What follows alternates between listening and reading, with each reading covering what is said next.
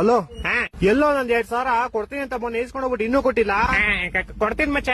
ಯಾವಾಗ ಕೊಡ್ತೀಯಾ? ನಿಂಗೇನ್ 2,000 ತಾನೇ ಬೇಕು?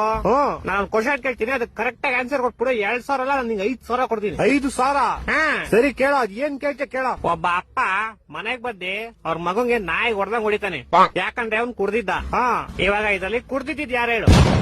ಅಪ್ಪ ಮನೆಗ್ ಬಂದು ಅವ್ರ ಮಗನ್ ಕೊಡ್ದ, ಯಾಕಂದ್ರೆ ಅವ್ನ್ ಕುಡ್ದಿದ್ದ. ಇಲ್ಲ, ಅವ್ರ ಮಗ ಕುಡ್ದಿದ್ದ. ಇವಾಗ ನನ್ ಮಗ ಕುಡ್ದಿದ್ದ ಅಂದ್ರೆ ಅಪ್ಪ ಅಂತಾನೆ, ಅಪ್ಪ ಅಂದ್ರೆ ಮಗ ಅಂತಾನೆ. ಹೊಟ್ಟೆ ಎಷ್ಟು ಉರ್ಸ್ತಾವ್ರು ಹೇಳ. ಇಲ್ಲ ಕ್ವಶನ್ ಚೆನ್ನಾಗಿಲ್ಲ, ಬೇರೆ ಬೇರೆ. ಸರಿ ಅಪ್ಪ, ಆಯ್ತು. ಈ ಕ್ವಶನ್ಗೆ ನೀನ್ ಬರೀ ಹೂನಾ ಅಂತ ಆನ್ಸರ್ ಮಾಡ್ಬೇಕಷ್ಟೇ. ಆಯ್ತು ಕೇಳು. ನಿಮ್ ಮನೆಯವ್ರು ಗೊತ್ತಾ ನೀನ್ ದಿನ ದೇವಸ್ಥಾನದ ಮುಂದೆ ಕೂತ್ಕೊಂಡು ಭಿಕ್ಷೆ ಬೇಡ್ತೀಯ ಅಂತ? ಹೂ ಗೊತ್ತು. ಗೊತ್ತಾ?